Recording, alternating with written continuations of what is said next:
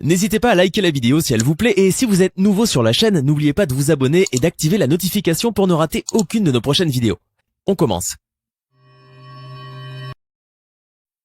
Bonjour les amis. Les fourmis marchant en colonne sont admirées pour leur assiduité et leur cohérence.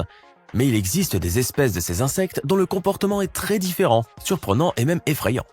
Mais soyons francs, l'incroyable cohérence et le dévouement sont les plus impressionnants lorsqu'il s'agit des capacités de combat des fourmis. Car parmi elles se trouvent des combattants capables de défendre la fourmilière contre des ennemis bien plus grands, plus agressifs et plus coriaces que ces insectes individuels. Lorsqu'elles combattent des espèces plus grandes, qu'il s'agisse de guêpes venimeuses ou d'énormes grillons, les fourmis utilisent des tactiques élaborées. Elles étirent leurs victimes par leurs membres, ne leur permettant pas de s'échapper ou de rebondir, et essaient de rester à l'écart des mâchoires ou du dard de l'ennemi. Bien sûr, l'attaque de quelques dizaines de fourmis sur un grillon ne semble pas être un combat équitable. Mais notez la proportion. C'est comme si des humains attaquaient King Kong au corps à corps. Les fourmis errantes sont peut-être les guerriers les plus coriaces. Comme leur nom l'indique, ces créatures ne construisent pas de fourmilières, mais sont constamment à la recherche de nourriture, parcourant jusqu'à 3 km en une journée. Vous ne pensez pas que c'est beaucoup, n'est-ce pas? Seul le plus grand guerrier mesure 1,5 cm de long, et compte tenu de sa taille, parcourir plusieurs kilomètres en une journée est tout à fait respectable. Mais il ne se déplace que pendant la journée, tandis que la nuit, il crée une tanière, formant une boule vivante avec un utérus en son centre. Pendant la journée, un flot dense d'insectes se déplace en colonne ordonnée, comme s'il s'agissait d'une armée minuscule mais redoutable, raison pour laquelle on les appelle aussi fourmis légionnaires. Une telle colonne peut atteindre une longueur incroyable de 45 mètres, et la colonie elle-même peut contenir jusqu'à plusieurs millions d'insectes. Les fourmis errantes disposent d'un système de déplacement coordonné.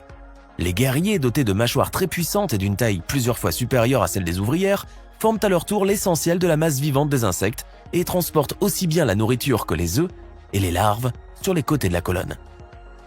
De quoi ces fourmis se nourrissent-elles? Tout ce qu'ils trouveront en chemin.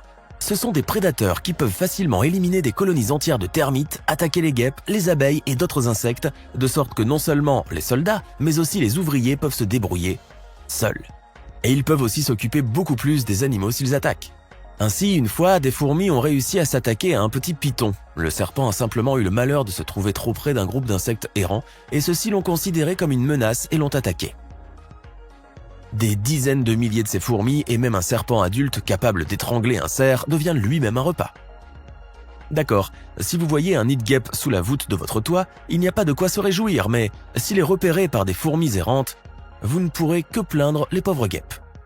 Les fourmis sont les premières à attaquer et à ravager leur nid.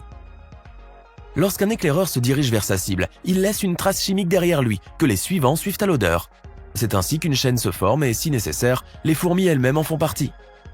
Dans ce cas, les insectes ont formé une sorte de pont vivant pour transporter tout ce qui a de la valeur hors du nid de guêpe. Mais les fourmis errantes ne fonctionnent qu'avec leurs mâchoires. Mais elles ont des parents éloignés avec du poison. Les fourmis de feu, appelées ainsi non seulement à cause de leur couleur rougeâtre, mais aussi à cause de la particularité de leur poison. Si une telle fourmi pique, la sensation est semblable à une brûlure. Et ces insectes attaquent également en bande. Ce n'est pas le seul truc cool dont ils sont capables. En tant qu'habitants d'Amérique du Sud et du bassin amazonien, les insectes ont appris à surmonter les obstacles liés à l'eau et à survivre aux inondations. De leur corps, ils forment des radeaux plats.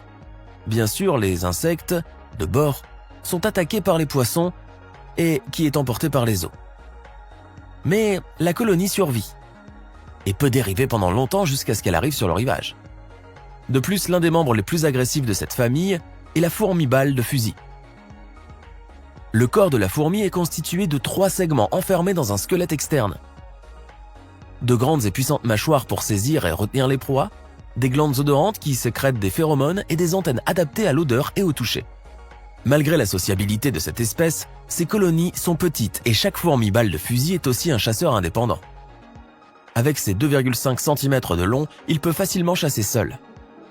En plus de sa piqûre puissante, l'arme dangereuse de la fourmi-balle est son aiguillon, qui peut atteindre 3 mm de long. Le venin libéré dans sa proie contient une neurotoxine puissante qui provoque une paralysie temporaire de la zone piquée. La piqûre d'une fourmi à balle est comparable en sensation à une brûlure et la douleur durera 24 heures sans diminuer une minute. Certaines tribus indiennes d'Amazonie utilisent les fourmis pour des rites d'initiation. Aucun homme ne peut être considéré comme un véritable indien et un guerrier tant qu'il ne porte pas de mitaines dans lesquelles se trouve un essaim d'énormes fourmis tropicales. Cette douleur est incomparable. Si vous mettez une moufle à fourmis sur une main et que vous mettez l'autre main dans le feu, vous ne sentirez aucune différence. Un jeune homme tient une fourmilière pendant au moins 10 minutes et un tel rituel peut être fait, imaginez, 20 fois. Oui, bien sûr, les fourmis sont connues pour leur assiduité, mais une espèce d'insecte inhabituel semble avoir décidé « Pourquoi travailler pour soi-même quand on peut le faire aux autres ?» Oui, vous avez raison, il y a de vraies fourmis esclaves dans le monde. Elles sont appelées Formica sanguinea en raison de leurs connotations respectives. Mais la brutalité de ces insectes répond aussi tout à fait à leur nom. Ces fourmis sont plus grandes que de nombreuses autres espèces.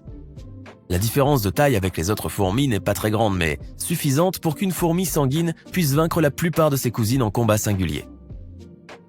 Ainsi, les fourmis esclavagistes se comportent comme la troupe de Genghis Khan. Elles organisent de véritables raids sur les colonies les plus proches. Une bataille s'engage et si les insectes rouges gagnent, ils massacrent tout simplement tous les ennemis jusqu'au dernier. Pourquoi ? Parce qu'ils sont après les œufs. Les fourmis de sang volent les œufs des adversaires vaincus, les ramènent chez elles et élèvent des générations d'esclaves. Ainsi, si la colonie de la victime est plus faible, sa seule chance de survivre est d'ignorer l'attaque et de laisser les attaquants voler les œufs. Bien sûr, les attaques des insectes rouges ne sont pas toujours couronnées de succès, car il existe de grandes colonies et même des espèces individuelles de fourmis combattantes qui sont hors de portée des propriétaires d'esclaves. Mais néanmoins, ces raids invasifs se terminent assez souvent avec succès. Il est important de comprendre que les fourmis ont besoin d'une reine pour se reproduire. Les esclaves n'ont pas leur propre utérus, de sorte que lorsque les serviteurs issus d'eux volés deviennent vieux, les propriétaires d'esclaves insectes doivent se lancer dans une autre aventure, et ainsi de suite. Ils ne peuvent se passer de leurs domestiques car ils ont littéralement oublié comment se procurer leur propre nourriture, entretenir leur colonie et prendre soin d'eux-mêmes. Ils ne peuvent que se battre. Préparez-vous à un véritable choc car il existe de véritables fourmis d'artillerie dans le monde. Ce sont des fourmis rouges des bois qui ont développé un mécanisme de défense unique. Si une source de danger s'approche de leur habitat, ils tirent un jet d'acide sur l'ennemi.